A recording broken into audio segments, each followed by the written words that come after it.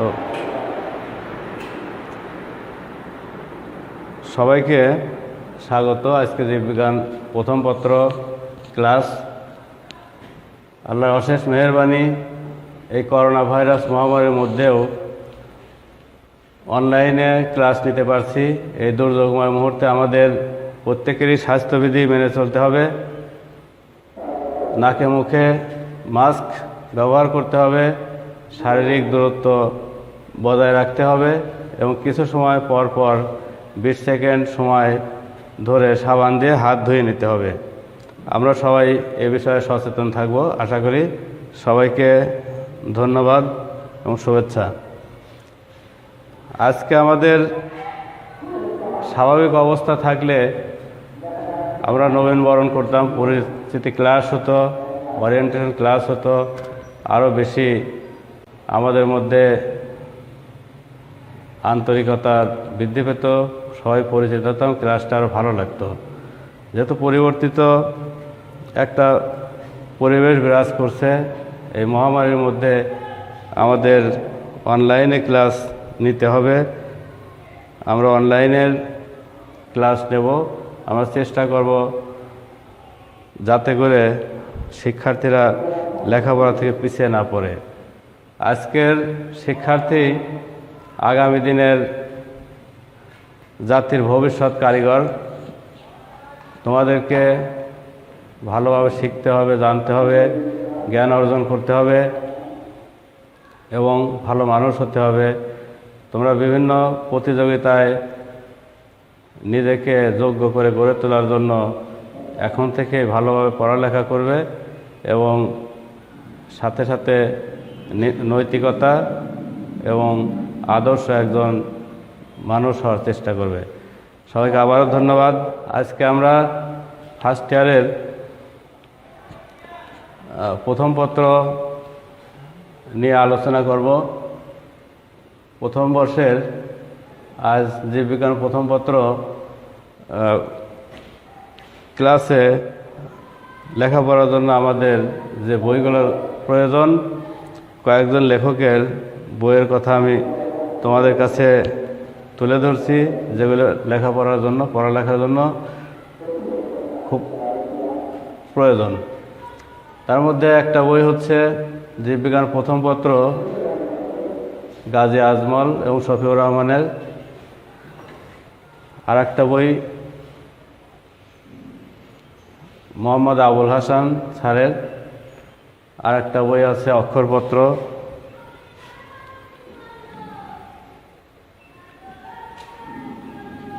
আরও একটা বই, এটা লেকচার পাবলিকেশনসের বই, প্রফেসর মাহফুজা হক, মিলন কান্তি এবং আরও অনেকেই। এবং আর একটা বই আছে মল্লিক ব্রাদার্সের, হাফিজুর রহমান মণ্ডল, আব্দুল কায়ুম প্রমুখ। এই বইগুলো আমরা পড়ার সময় সহযোগিতা নেব এবং পাশাপাশি আরও অন্য বইয়ের প্রয়োজন হলে আমরা সেগুলোর সহায়তা নেব। তো আজকের প্রথম পত্র বইয়ের প্রথম অধ্যায় নিয়ে আমরা কিছু আলোচনা করব। সেটা হচ্ছে কোষ ও এর গঠন। কোষ সম্বন্ধে আমরা ছোট সময় থেকেই, অনেক ছোট ক্লাস থেকে শিখে আসছি। এখন আরও আমরা বড় ক্লাসে উঠছি, আরও বেশি ভালো করে আমাদের শিখতে হবে, জানতে হবে। তো কোষ কাকে বলে, কোষ জিনিসটা কি, সেটা আমাদের শেখার জন্য আমরা যদি দেখি যে কোষ হলো জীবদেহের গঠনমূলক এবং জৈবিক ক্রিয়াকলাপের একক। এই সংজ্ঞাটা আমরা অনেক আগে থেকে শিখে আসছি এবং আমরা জানি। তো এখানে আমাদেরকে আরও ভালোভাবে জানতে হবে ভালোভাবে শিখতে হবে। এই অধ্যায়ে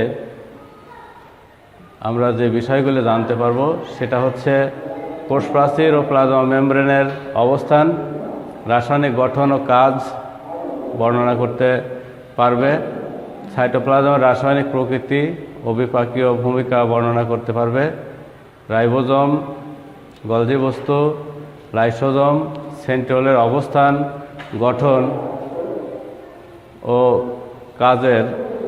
কাজ বর্ণনা করতে পারবে। গঠন ও কাজের ভিত্তিতে মসৃণ ও অমসৃণ এন্ডোপ্লাজমিক রেটিকুলামের মধ্যে পার্থক্য করতে পারবে। মাইটোকন্ড্রিয়নের বহির্গঠন ও অন্তর্গঠনের সাথে এর কাজের আন্তঃসম্পর্ক ব্যাখ্যা করতে পারবে। ক্লোরোপ্লাস্টের বহির্গঠন ও অন্তর্গঠনের সাথে এর কাজের আন্তঃসম্পর্ক ব্যাখ্যা করতে পারবে। নিউক্লিয়াসের গঠন ও কাজ ব্যাখ্যা করতে পারবে। নিউক্লিওপ্লাজম ও সাইটোপ্লাজমের রাসায়নিক গঠনের মধ্যে তুলনা করতে পারবে। কোষের বিভিন্ন অঙ্গাণুচিত্র অঙ্কন করে চিহ্নিত করতে পারবে। জীবের বিভিন্ন কার্যক্রমে কোষের অবদান উপলব্ধি করতে পারবে। ক্রোমোজোমের গঠন ও এর রাসায়নিক উপাদান বর্ণনা করতে পারবে। কোষ বিভাজনে ক্রোমোজোমের ভূমিকা বিশ্লেষণ করতে পারবে। ডিএনএ ও আরএনএর গঠন ও কাজ ব্যাখ্যা করতে পারবে। আরএনএ এর প্রকারভেদ ব্যাখ্যা করতে পারবে। ডিএনএর অ্যাপ্লিকেশন প্রক্রিয়া ব্যাখ্যা করতে পারবে। ট্রান্সক্রিপশনের কৌশল ব্যাখ্যা করতে পারবে। ট্রান্সলেশন ব্যাখ্যা করতে পারবে। জিন ও জেনেটিক কোড বর্ণনা করতে পারবে।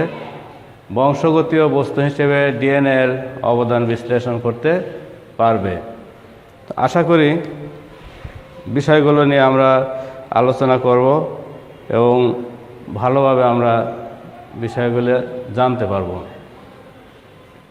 এখানে কোষ নিয়ে আলোচনার প্রারম্ভিক কথায় যদি আমরা আসি, তো প্রথমেই সেই বিজ্ঞানী লিউয়েনহুকের কথা আমাদের মনে পড়ে যে এই বিজ্ঞানী লিউয়েনহুক লন্ডন রয়্যাল সোসাইটির প্রথম কিউরেটর ইংরেজ বিজ্ঞানী। 1665 খ্রিস্টাব্দে নিজের তৈরি গুণ বিবর্ধন ক্ষমতা সম্পন্ন অনুবীক্ষণ যন্ত্রের নিচে একটি সিপি বা কর্কের অংশ পর্যবেক্ষণের সময় মৌচাকের ক্ষুদ্র ক্ষুদ্র প্রকোষ্ঠের মতো ফাঁকা অংশ দেখতে পান এবং তৎকালীন আশ্রম নিবাসী সন্ন্যাসীদের ক্ষুদ্র ক্ষুদ্র বাসকক্ষের সাথে সাদৃশ্যপূর্ণ হওয়ায় এই প্রকোষ্ঠগুলোকে তিনি নামকরণ করেন সেল। শুধু তাই না, আমরা যে কক্ষে আছি এই কক্ষকে যদি একটা সেল হিসেবে আমরা চিন্তা করি, এই কক্ষের মধ্যে আমাদের প্রয়োজনীয় যে উপাদানগুলো আছে, যেমন আছে আমাদের প্রয়োজনীয় দরজা আছে, জানালা আছে, ফ্যান আছে, টেবিল চেয়ার এবং আরও অন্যান্য প্রয়োজনীয় উপাদান থাকে। ঠিক প্রথমে বিজ্ঞানী রবার্ট হুক যে কোষ আবিষ্কার করেছিলেন, তিনি একটা মৃত কোষ আবিষ্কার করেছিলেন এবং পরবর্তীতে এ বিষয়ে আরও গবেষণা করে আমরা বর্তমান অবস্থায় এসে পৌঁছেছি এবং বর্তমানে ইলেকট্রন অনুবীক্ষণ যন্ত্রের আবিষ্কারের ফলে আমাদের এই গবেষণা আমরা কোষ সম্বন্ধে আরও বিস্তারিত জানতে পেরেছি।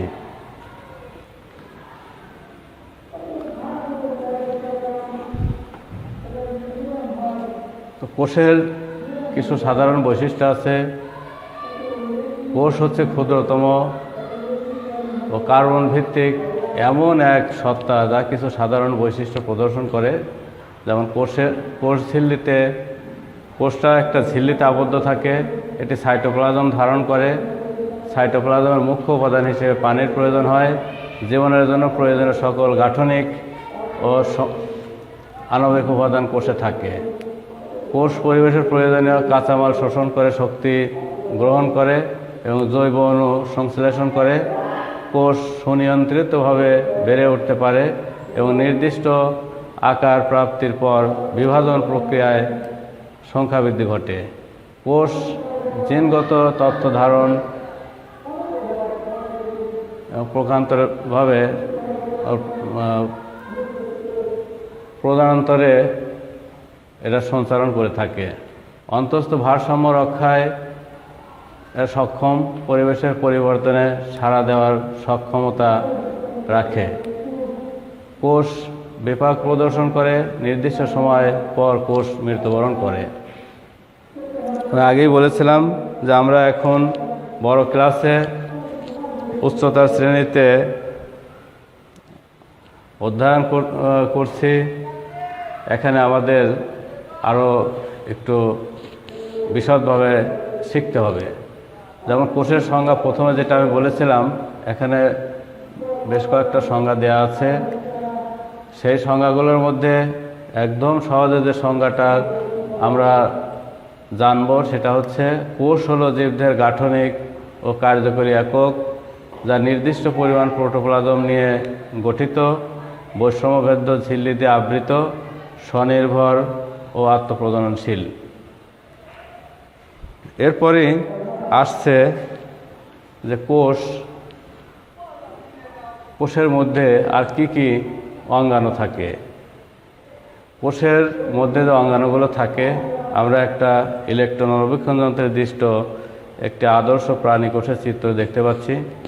সেখানে আছে নিঃস্রাবী দানা, মাইক্রোভিলাই, পিনোসাইটিক ভেসিকল, মসৃণ endoplasmic reticulum, microtubules, lysosome, Golgi vesicle, Golgi বস্তু, মুক্ত রাইবোজোম, সেন্ট্রিওল, অমসৃণ endoplasmic reticulum, nuclear membrane, nuclear রন্ধ্র, nucleolus, heterochromatin, euchromatin, mitochondrion, cytoplasm, plasma membrane. আমরা বিষয়গুলো জানব। বিষয়গুলো নিয়ে এখানে আরও বিস্তারিত আলোচনা করার চেষ্টা করব।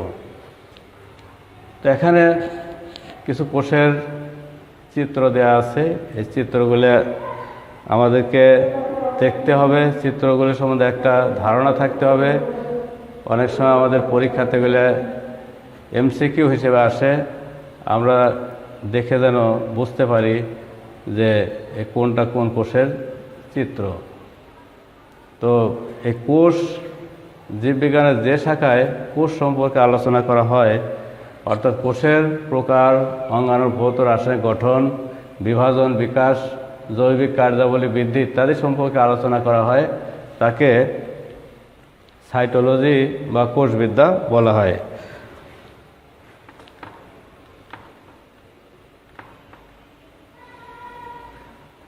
কোষের আয়তন আমরা অনেকেই জানি না যে খালি চোখেও কোষ দেখা যায়। আমরা খালি চোখে কোষ দেখতে পাই, যেমন উট পাখির ডিম আছে, মুরগির ডিম আছে, হাঁসের ডিম, এগুলোও এক একটা কোষ এবং আমরা খালি চোখে দেখতে পাই। তো এখানে এই উট পাখির ডিম সবচেয়ে বড় প্রাণী কোষ, যার মাপ 17x12.5 সেন্টিমিটার এবং এক কোষী সর্বাপেক্ষা বড় উদ্ভিদ কোষ হচ্ছে অ্যাসিটাবুলারিয়াম নামক শৈবাল, যার দৈর্ঘ্য 5 থেকে 10 সেন্টিমিটার। আর বহুকোষী উদ্ভিদের গাছের বাকলের একটি তন্তু দৈর্ঘ্য প্রায় 55 সেন্টিমিটার হয় এবং মানবদেহের দীর্ঘতম কোষ হচ্ছে স্নায়ু কোষ, 1.37 মিটার পর্যন্ত লম্বা হয়ে থাকে। তো এই হচ্ছে কোষের আয়তন সম্বন্ধে আমাদের একটা ধারণা। কোষের প্রকারভেদ। কোষের প্রকারভেদ শারীরবৃত্ত কাজের ভিত্তিতে কোষ দুই প্রকার, একটা হচ্ছে দেহকোষ আর একটা জনন কোষ। দেহকোষ সাধারণত আমাদের দেহের বিভিন্ন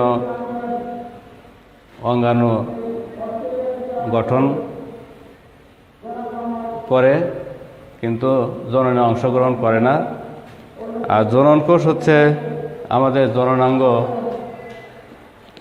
গঠনে সাহায্য করে। এগুলো হচ্ছে জনন কোষ, যেমন শুক্রাণু আছে, ডিম্বাণু আছে। আর নিউক্লিয়াসের গঠনের উপর ভিত্তি করে কোষ আবার দুই প্রকার, একটা হচ্ছে আদি কোষ আর একটা হচ্ছে প্রকৃত কোষ। যে কোষের নিউক্লিয়াস সুগঠিত নয়, নিউক্লিয়াসের অঙ্গাণুগুলো সবগুলো সাধারণত কোষে থাকে না, বেশিরভাগই অনুপস্থিত থাকে, তাকে আমরা আদি কোষ বলবো। আর যে কোষের নিউক্লিয়াস সুগঠিত এবং কোষীয় অঙ্গাণু প্রায় সবগুলোই উপস্থিত থাকে, তাকে আমরা প্রকৃত কোষ বলবো বা প্রকৃত কেন্দ্রিক কোষ বলতে পারি। এবং উভয় কোষেই রাইবোজোম থাকে। রাইবোজোম সাধারণত প্রোটিন সংশ্লেষণে অংশগ্রহণ করে। নিউক্লিয়াসে উপস্থিত ক্রোমোজোমের সংখ্যার ভিত্তিতে কোষ আবার দুই প্রকার, একটা হচ্ছে ডিপ্লয়েড কোষ আর একটা হচ্ছে হ্যাপ্লয়েড কোষ। যে কোষে ক্রোমোজোম সংখ্যার দুই প্রস্থ থাকে তাকে ডিপ্লয়েড কোষ বলে, আর যে কোষে ক্রোমোজোম সংখ্যা এক প্রস্থ থাকে তাকে হ্যাপ্লয়েড কোষ বলা হয়। তো একটি আদর্শ কোষের মধ্যে বেশ যে অঙ্গাণুগুলো থাকে আমরা আগেই সে বিষয়গুলো দেখেছি।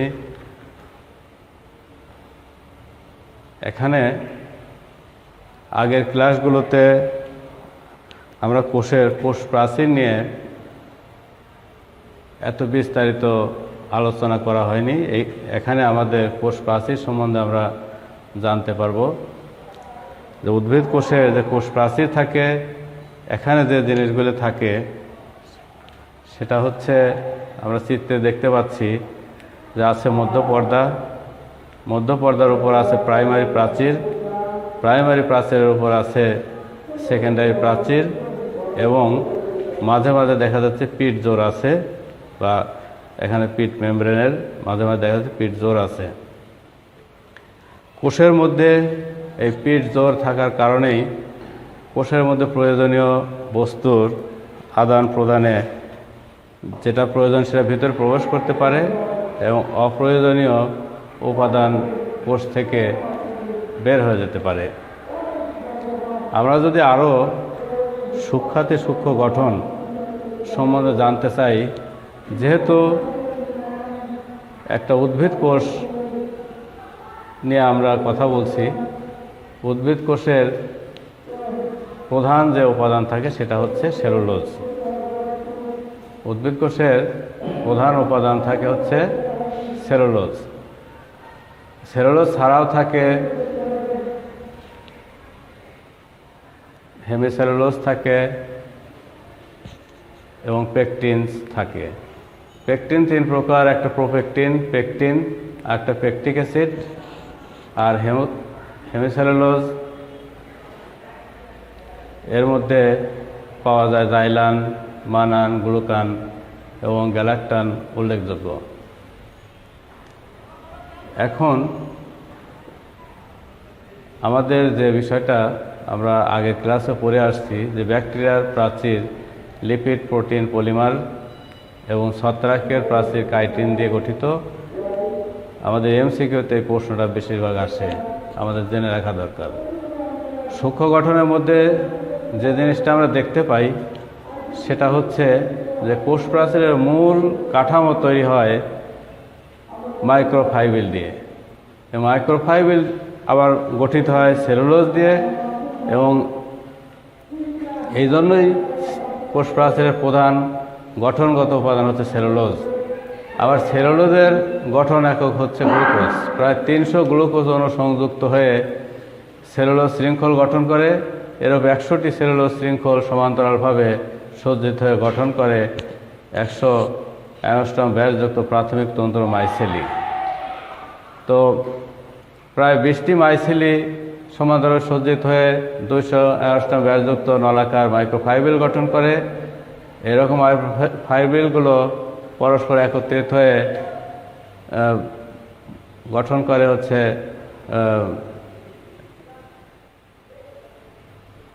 আমাদের এই কোষ প্রাচীর।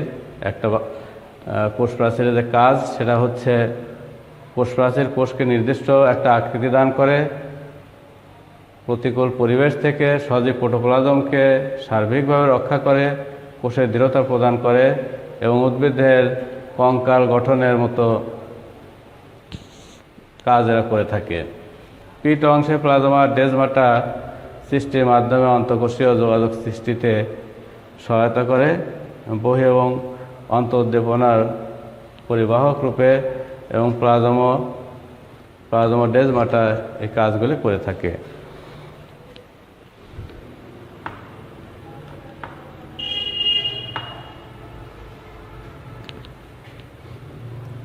আমরা এখানে প্লাজমা মেমব্রেনের বৈশিষ্ট্য, রাসায়নিক গঠন, জৈবিক বৈশিষ্ট্য এই বিষয়গুলো নিয়ে আরও আমরা জানব। আজকে যেহেতু প্রথম ক্লাস, আমরা আশা করব সামনের ক্লাসগুলো আরও বেশি প্রাণবন্ত হবে, আরও বেশি আমরা শিখতে পারব।